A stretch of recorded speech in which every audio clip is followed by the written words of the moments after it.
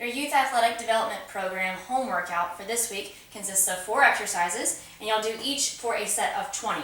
So the first one is going to be plyo jacks. So rather than just jumping jacks, you'll actually jump up off the floor each time you jack. So you'll jump up, make a jack position, come back down, do 20 of those, and then make sure you have a little bit of space to run forward and back. If you're outside, you can always go a little longer. If you've got a small area like this, it's forward and back pedaling. So run forward and back.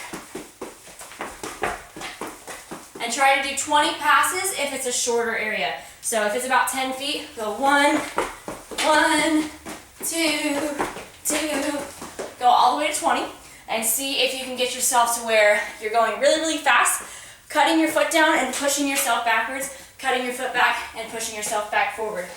Once you get through those, you will do hip hinges. So the way that works is generally you'll want some kind of a wall available. So if you have like a wall here, for instance, you'll put your back nice and flat, put your feet about a shoulder width wide, okay?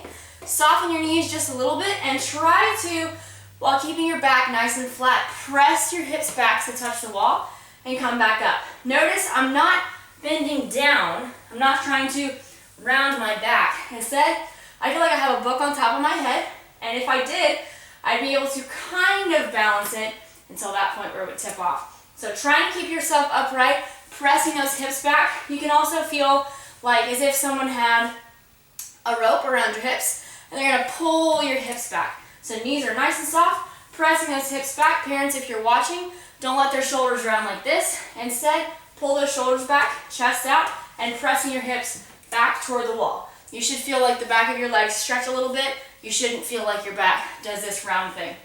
Once you get in about 20 of those, the last one's gonna be your half lotus with a bend. So you'll start off just like this, cross your leg over, and if you feel comfortable, pull that leg up. You can either hold on to your leg if you have to, or see if you can rest it there right in the crease of your hip, pointing that knee kind of toward the ground, softening the knee of your floor leg, and then gently leaning forward as much as you can, and seeing if you can hold that position. If you can't get the lean forward, you can just work on the balance of standing up, but you'll hold whichever position is comfortable for you, either the lean over or the stand up for about 20 seconds or longer. And then once you get there, try the other side, crossing the leg over, pulling it up, and stretching yourself down. You should feel a little stretch kind of in your hip and the back of your leg, 20 seconds, and then come back up. If you're able to go through all 4 exercises 3 times, that's great. If you can't, that's all right. Try to do this workout at least 2 other times before your next session.